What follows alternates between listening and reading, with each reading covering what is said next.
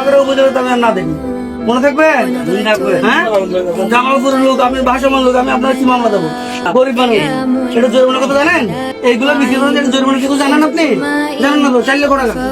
কত টাকা বলেন? 4 লাখ টাকা আমি দেখেন না, ব্যস্তেছেন তো, অপরাধ তো করতেছেন। সুপ্রিয় দর্শক মন্ডলী, আসসালামু আলাইকুম। ব্লগার মাই ইউটিউব চ্যানেল আপনাদের সবাইকে জানাই স্বাগত। এই ভিডিওটা দেখার পর আমি একদম পুরোপুরি হয়ে গেলাম। একজন মানুষ, আমরা আমাদের এলাকায় অনেকে সম্পাফি বলি, মানে বেলুনের মতো জিনিসটা হাওয়াই মিঠা, অনেকে হাওয়াই মিঠা বলে থাকেন, মুখের মধ্যে দিলেই হাওয়া হয়ে যায়, মানে চিনি দিয়ে একটা তৈরি করে একটা গোলাকার জিনিস পরে করে একজন লোক বিক্রি করতেছে। আর একজন শিক্ষিত একজন মহোদয়, হয়তো বা তিনি সরকারি কর্মজীবী হতে পারেন কিংবা অন্য কোনো একজন সাধারণ মানুষ হতে পারেন, তিনি সেই লোককে বলতেছে যে আপনি যেটা বিক্রি করতেছেন এটার জন্য আপনাকে যদি জরিমানা করা হয়, জরিমানা কত জানেন? 4 লাখ টাকা। এখন সেই লোক বলতেছে আমি গরিব মানুষ, আমি 4 লাখ টাকা কোথায় থেকে দেবো? প্রিয় দর্শক মণ্ডলী, জুলুম। আপনাদের একটা গল্প শোনায়।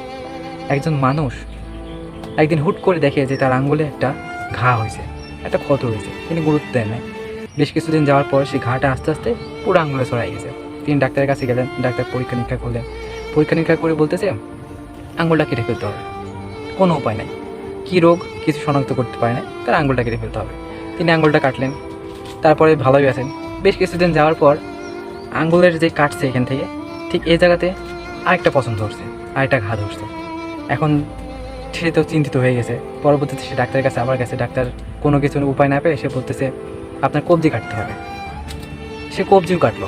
কবজি কাটার পর ভালোই আছে, 3-4 মাস ভালোই আছে। হুট করে একদিন আবার দেখতেছে কবজির এখান থেকে আরেকটা ঘা শুরু হয়েছে, পছন্দ।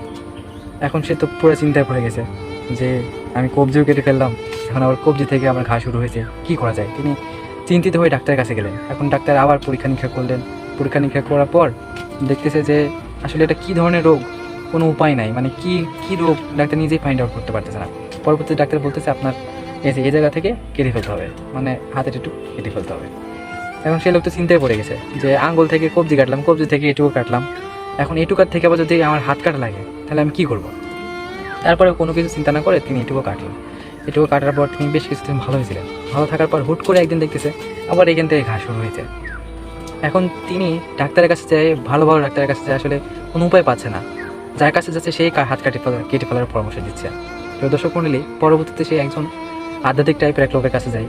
যার পর সে বলতেছে দেখুন আমার এই ব্যাপার, আঙ্গুলে ঘা হয়েছিল, আঙ্গুল থেকে কবজি, কবজি থেকে হাতে কোণে কেটে ফেললাম, এখন আবার আমার ডাক্তার বলতেছে পুরো হাতটা কেটে ফেলতে হবে।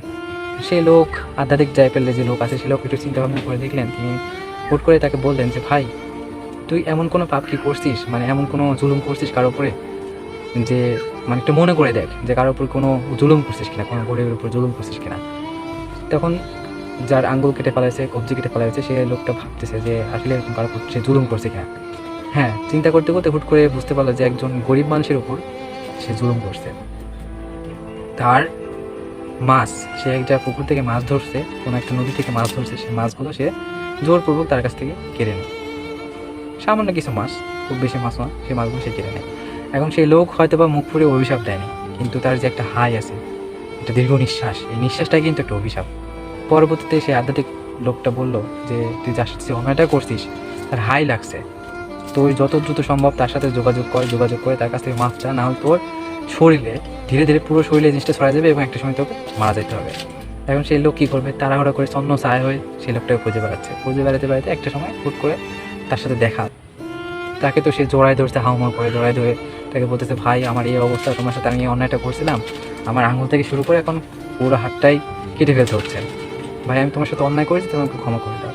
তখন সে গরিব মানুষ, সে কী বলবে?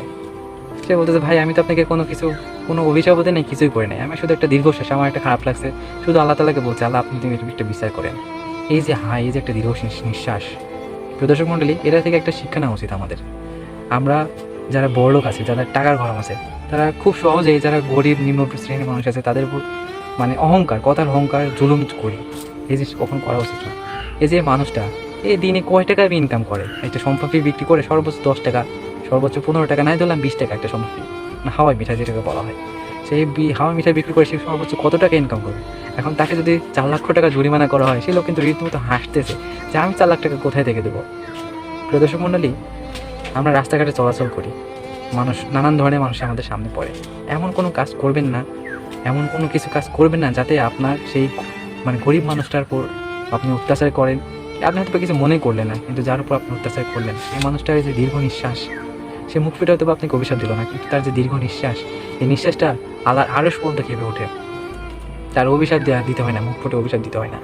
সুতরাং যখন কাউকে কষ্ট দেবেন, যার উপর কোনো মানুষের উপর জুলুম করবেন, খেয়াল রাখবেন যে একটা সময় কিন্তু আপনারও এই অবস্থায় আসতে হতে লাগতে পারে। কারণ আল্লাহ তাআলা ছাড় দেয়, ছেড়ে দেয় না। যারা জুলুম করে, যারা অন্যায় করে, অত্যাচার করে, যারা অন্যের উপর জোরপূর্বক জুলুম করে, অন্যের উপর কোনো কিছু চাপাই দেয়, আল্লাহ তাআলা মানে সেসব মানুষ, গরিব মানুষ, তাদের উপর প্রোটেক্ট করার মতো তো সামর্থ্য নাই, কারণ তারা তো গরিব মানুষ, তাদের কিছু বলতে পারে না। তারা একমাত্র আল্লাহর কাছে বিচার দেয়। আর আল্লাহ তাআলা উত্তম পরিকল্পনা এবং উত্তম বিচারক।